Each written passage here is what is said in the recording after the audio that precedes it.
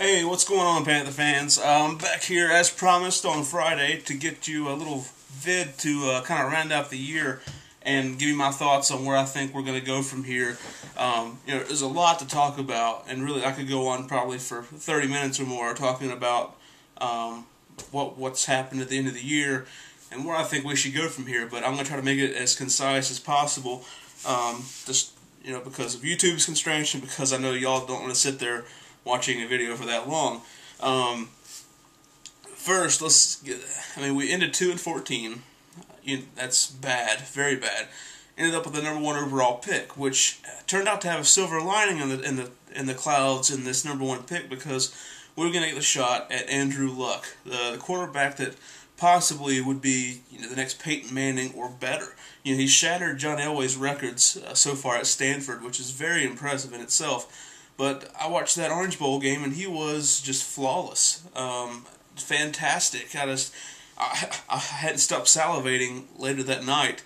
It was just so good, and I was deadlocked on him for our pick at #1 at that point.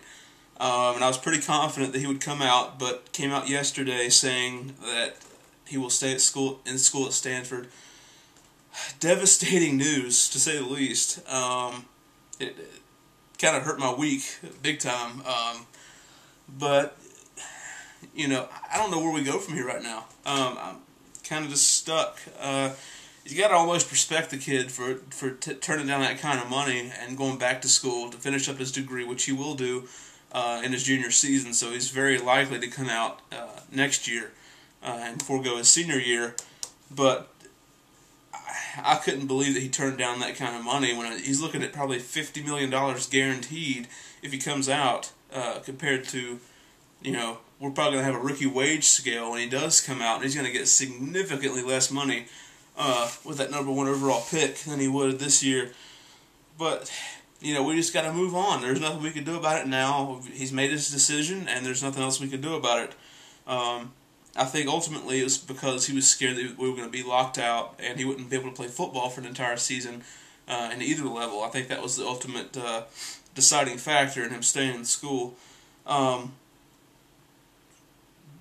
But before that, I had a press conference this week with Jerry Richardson, Marty Herney, and Danny Morrison, the new team president. And it was pretty interesting, to say the least.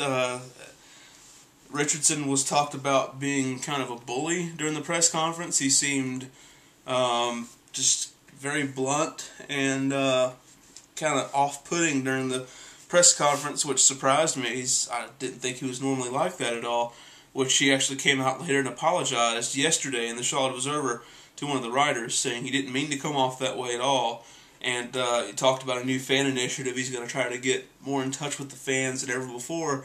And that kind of led into a little more discussion about where the team's going, because I don't feel like that we really learned a whole lot at the press conference that they had, really. And he said that they were going to focus on possibly getting a defensive coach, which looks like they're well into doing, and that they're going to really target a strong offensive coordinator that will challenge downfield and make a more exciting, entertaining type of offense. And so if he's true to his word, we're going to see a very, very different style of Panthers offense next year.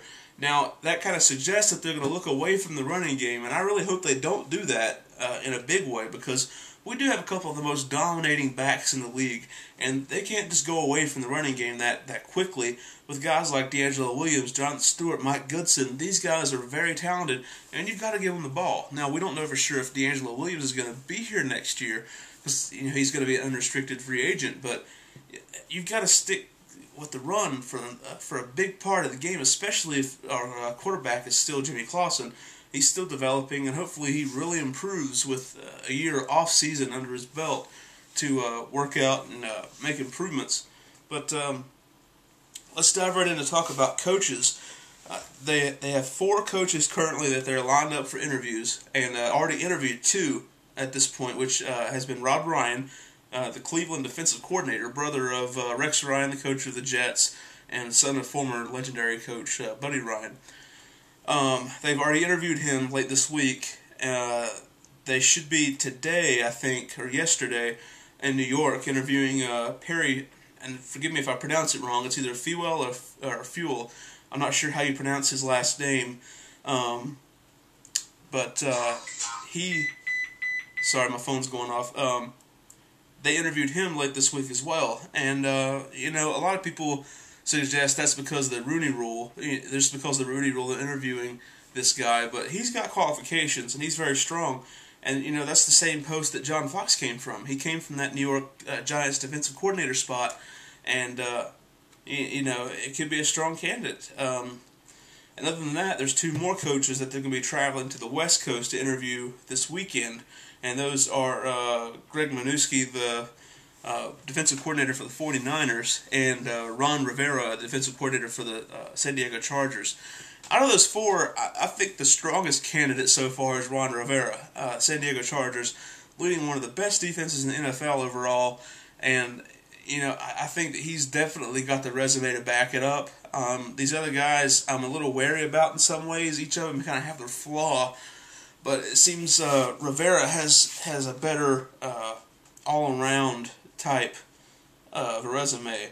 Now, I'm looking here right now on the Charlotte Observer, kind of giving a good description of each coach. And Ron Rivera's thing, he has so much experience in a very wide range of defenses. When I first heard we were interviewing Rivera, I thought, well, if we bring him in, we're probably going to switch to the 3-4 defense. But, you know, that's not really a given after reading this. Heard he's worked in both 3-4, the 4-3, the Tampa 2, all different styles of defense, and he knows almost all of them. So that's not really a given that he would come in and bring the 3-4. And just for a moment, say that he did implement the 3-4. We've got to immediately go out and find a very large nose tackle for a defensive tackle, because we do not have a defensive tackle at all that resembles a defensive tackle for a 3-4. Not even close right now. We've got to either get one through the draft or through free agency, which that would be a very expensive route to go. And additionally, the linebackers, we have a lot of them, but I'm not sure if we have some that are built to play on the outside. They're not quite big enough. I think John Beeson and Thomas Davis could probably play inside, but as far as outside, I'm not really sure who you could throw out there that would be on the same level as like a DeMarcus Ware from Dallas, James Harrison from Pittsburgh, anybody like that. But that's kind of where they are on the coaching search.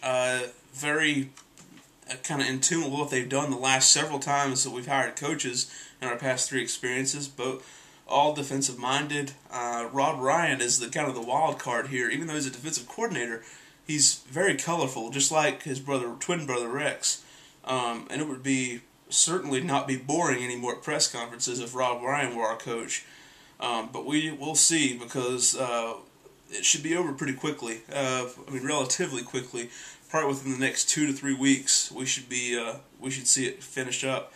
A lot of Panther fans have made a bit of expressed some complaints, some worry about these candidates that we have currently interviewing, because they're from losing teams, obviously, and we haven't heard anything yet about people they're planning on interviewing from the playoff teams. But other teams have put out those intentions. And, you know, I wouldn't worry about that just yet. With a guy like Rivera, like I was talking about, top-ranked defense in San Diego, I think he's qualified. Now, the others, you know, you can sometimes say, you know, we brought in enough coordinators and assistant coaches from Cleveland in the past that hasn't worked out, including Jeff Davidson and that quarterback coach we had this past couple of years that, you know, may have messed up Jake. Who knows? That's Rip Scherer. But I hope they have 1 or 2 more in mind that they plan on bringing in, which will probably come off the playoff teams. And there's a few out there that they could look at. There's nothing right now evident that they will try to go after the one from Atlanta, Malarkey. It doesn't look like that's going to happen. But I hope they at least try to interview 1 or 2 offensive guys, even though they're looking primarily at going defensive. And I really wish they would have at least taken a look at Jim Harbaugh. It looks like they didn't even consider him whatsoever. And, you know, college coaches, it can be a real crapshoot on whether they pan out or not. But I think a guy like that, He's got the pedigree. He's very fiery. I love his intensity. He just wants to win. And I wish they would have at least taken a look at him. If they were doing that, Adrew Luck may have waited and possibly, declared for the draft. Who knows? If he did that, then we might have had the combo. But we're looking for that in the coming week or so to see if anything's announced. And I hope Jerry's honest in that they're going to come out and get a really strong offensive coordinator, because we need help with our offense in a big way. There's a lot of young talent there, but it needs to be developed properly and have just more exciting offense is what we need. Something that's going to put up more points, because we didn't score nearly enough this season. There's some fired offensive coaches out there, head coaches that were offensive, that we could possibly try to bring in. A guy like Josh McDaniels, somebody like that. Maybe we could get to run the offense. And if that worked out, that might be the best thing for us. But really, I believe that's all I got for right now. It's going to be a busy couple weeks ahead. Hopefully the collective bargaining agreement gets worked out, but, Roger Goodell says it's not, or it said it is making progress, but Jerry Richardson says it's not. And, who knows who to believe at this point. Hopefully something gets worked out, because, as fans, it would really be terrible to have a work stoppage for a year and miss out on the great NFL. It would be empty in the fall. But please leave your thoughts on who you think we should hire as coach, who we should look at. I think, everybody that wants Cowher and Gruden, they can go ahead and put that to the side. That's not going to happen. But out of the guys that we've already looked at interviewing, and maybe somebody on the playoff teams, who should we try to look at? There's Brian Schottenheimer for the Jets that's out there. A few other people. I'm sure I'm forgetting some on the top of my head. But please leave those in the comments, and any questions you have, I'll try to get back to them. Anything you want me to talk about for my next vid, which will probably come out in a week or so, I'll keep everybody updated on what's going on and give you my thoughts. So, thanks you all for watching, and be sure to subscribe if you haven't already, and go check out the Facebook group. Got a lot of people talking Panther football. So, we'll talk to you later, and go Panthers.